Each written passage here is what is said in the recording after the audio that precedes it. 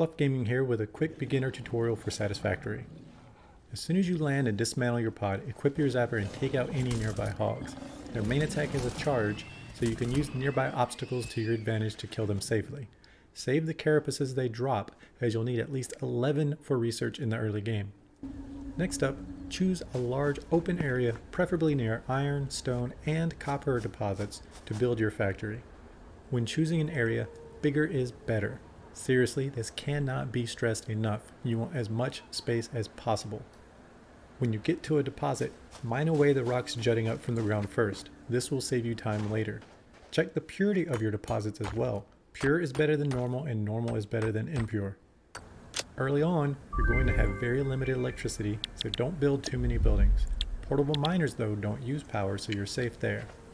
To get all the production you want to finish the Tier 0 milestones, however, you'll either need to construct a lot of materials by hand, or cycle function or power from one job to another so you don't overload your grid.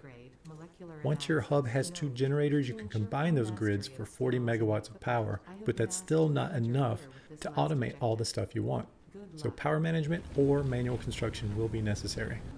I recommend getting through the Tier 0 milestones as fast as possible before considering your factory design too much. You can redesign later without material loss, and it's not until you finish Tier 0 that you can begin to power and compartmentalize all the functions you want. Once you open up Tiers 1 and 2, the game really opens up and gives you a lot more freedom and time to design your factory how you like. That's your bottom line up front. If you want to see more detail, just stick around.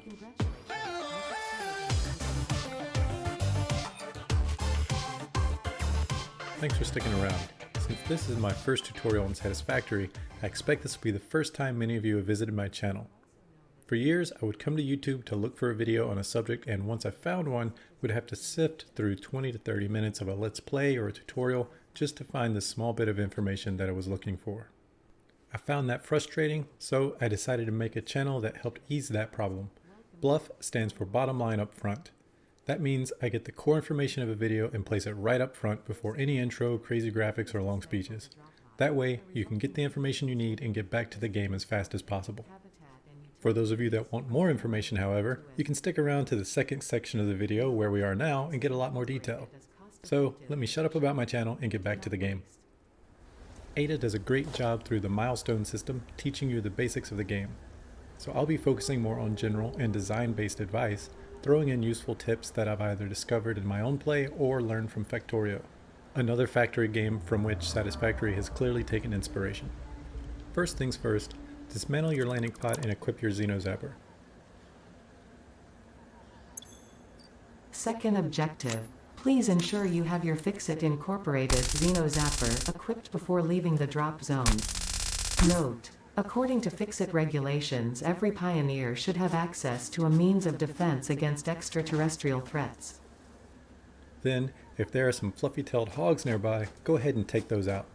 They will each drop a carapace. Save those, they aren't very important right now, but you will want to collect at least 11 of them as you play in the early game.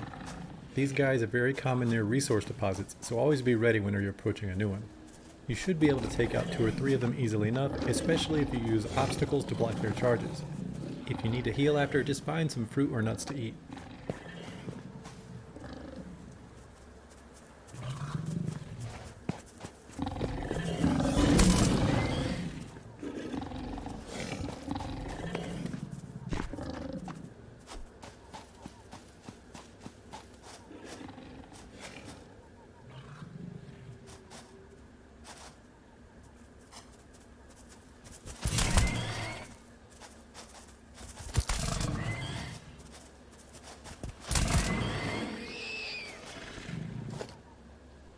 Next up, the game will tell you to press C to find resources so that you can set up a base, and also suggest that being near iron is critical to efficiency. That's only part of the picture though. Being near iron is definitely nice, and it will speed you up in the early game. However, there's another aspect of getting established that is a bit ignored, and that's space. If you're a Factorio veteran, you already know that however much space you think you need for your base, it isn't enough. Having a wide open area free from too many cliffs or overhang is critically important for efficiency. It's easy to run long power lines and conveyor belts in this game, so if you have to settle a bit away from your iron deposits in order to get more space, it's likely worth it. To begin, you'll have to manually mine the resource node you find. You'll see that you can mine either the ground or these rocks sticking up from the ground. Mine the rocks first. In fact, you might as well go ahead and mine them until they break. Your first automated miner is small and won't be bothered by these rocks, but as soon as you upgrade to the MK1 miners, those rocks will be in the way, so getting them out of the way now is a good idea. Another thing to note about the resource deposits is the purity. You can see that the rocks jutting up are pure and the ground below is normal. You may also find deposits that are impure. Starting on a normal deposit is definitely the way to go. You'll have the MK1 miners soon, and they get ore from a normal deposit twice as fast as an impure deposit. This can be very helpful in the earlier game when your ability to supply electricity is both limited and labor intensive. Don't worry too much about where you place your hub. You can move it later if you need to. Dismantling structures in Satisfactory doesn't cost you any materials, so you're free to redesign your layouts without waste. To start out, you'll want to build at least 3 portable miners, one each for iron, stone, and copper. If you're using impure iron deposits, you may want to build a 4th one as well.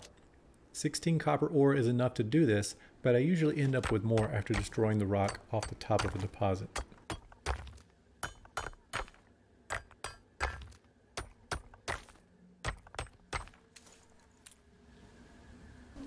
Old school Factorio players may feel the urge to build more miners early, but until you finish all tier 1 milestones, you're going to be limited by the amount of power you can provide, so more miners are just going to create a smelting choke point.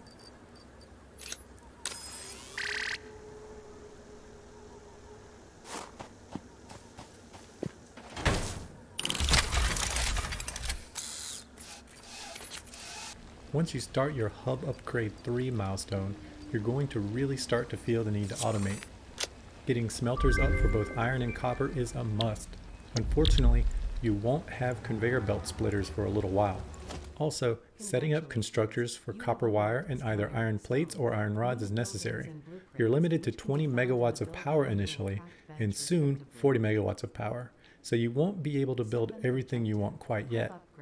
Because of this, you may need to have only one constructor that you cycle between iron rods and iron plates, or be willing to turn off your copper operations occasionally.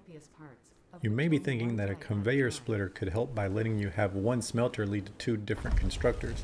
That's definitely possible in the future, but not at this point in the game, so power is precious. As the game progresses, you'll want to separate functions and compartmentalize for efficiency. Right now though, when resources are limited and you still don't have conveyor belts, I think it's okay to place your constructors very near your mining and smelting operations. Otherwise, you'll spend a lot of time running around wasting effort, and there's no harm in redesigning your layout later in the game. When placing your structures, you'll occasionally see a couple of green guidelines appear when you have 2 structures near one another. This is letting you know that the 2 structures are aligned, and placing conveyors between them will be straight and easy. These will also appear with your conveyor splitters and mergers, so keep an eye out for them once you have those open as well. Once you can place foundations, aligning structures will be much easier, but for now the green lines are the best we have. At this point in the game, your structures probably aren't producing materials as fast as you'd like to spend them on milestones, and unfortunately, you don't have enough power to run more structures. Feel free to use this time to explore, gather leaves, berries, and the like, or, if you're in a hurry, manually construct the milestone materials you need at the craft bench. Just be careful when you explore. If you travel too far from the initial spawn, you could encounter hostile creatures more dangerous than the fluffy-tailed hogs. Watch for the lights on your buildings to change color. Green obviously means everything is fine. Yellow in this instance means production is halted because it's out of resources.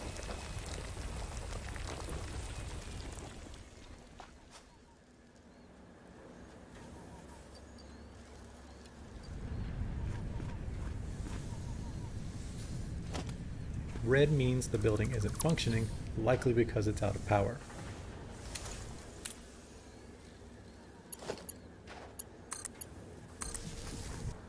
Once you get to the final Tier 0 milestone, you get a second generator.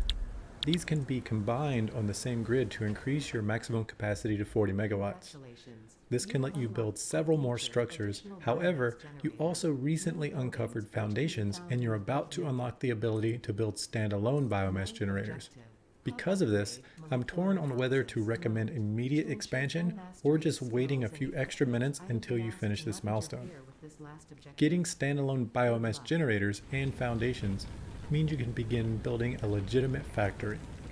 You want to have nearly all of your factory floor covered in foundations, and I highly recommend compartmentalizing functions to make your life easier and sane.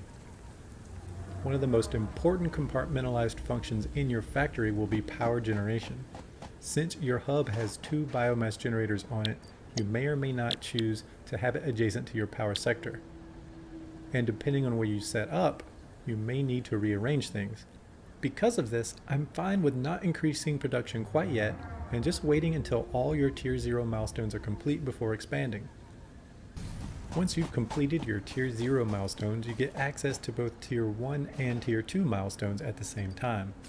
If efficiency is your goal, I highly recommend your next 3 milestones be Tier 1 logistics, Tier 1 utility, then Tier 2 obstacle clearing. These will help get your factory running cleanly and efficiently most quickly. This is a game primarily about designing a factory, not running around and collecting resources.